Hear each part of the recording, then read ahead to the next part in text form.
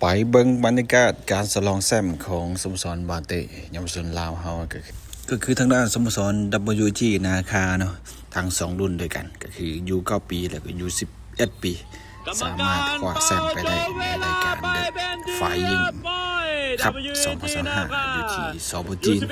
ในระหว่างวันที่2-7 ตุลา2025พิเศษในนั้นมันดู11ปีเนี่ยก็สามารถป้องกันแชมป์ได้เพราะว่าปี2024แม่นไปแข่งขันอยู่10ปีก็สามารถญาติได้แชมป์ซึ่งมาปี2025ทางเจ้าภาพก็ได้เชิญเอาชุดเก่านะมาแข่งขันอีกแต่ปีนี้จะเลื่อนมาเป็นอยู่11ปีแต่ก็บ่เฮ็ดให้สาวลาวผิดหวังสามารถคว้าแชมป์ป้องกันแชมป์ได้สำเร็จนะสำหรับอยู่11ปีนะเดี๋ยวไปเบิ่งผลงานในรอบชิงชนะเลิศกันแน่นะก็คือทางด้าน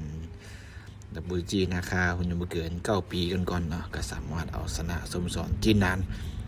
F90 ไป 3-1 คว้าแชมป์ไปครองนะส่วนว่าหุ่นอายุบ่เกิน11ปีก็สามารถเอาชนะสโมสรหางสู้14นะไปด้วยผลสกอร์4-0นะคว้าแชมป์ไปแล้วก็เป็นการป้องกันแชมป์ไปได้อย่างยิ่งใหญ่นี่ก็เป็นบรรยากาศการฉลองแชมป์ที่ว่าอลังการซะเหลือเกินนะส่วนว่าผลงานรอบแบ่งกลุ่มรอบ8ทีมรอบ4ทีมไปเบิ่งในลิงก์ที่ว่าแอดก็ได้เฮ็ดคลิปออกไปก่อนหน้านี้นะก็ดังที่ฮู้นำกันแล้วว่าสโมสร WG นาคาของเฮามันมีชื่อเสียงเนาะจากการสร้างผลงานอย่างโดดเด่นในการขันบาเต้เยาวชนทั้งภายในและก็ต่างประเทศโดยเฉพาะก็แม่นในปีนี้เนาะสามารถคว้าแชมป์โลกรายการ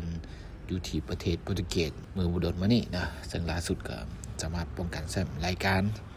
อยู่ที่ซอโบจีนได้สำเร็จก็ถือว่า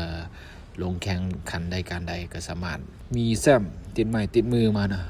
เกือบทุกรายการก็ได้ถือว่าโดดเด่นดีรักษามูลเสื้อเด้อ WG นาคา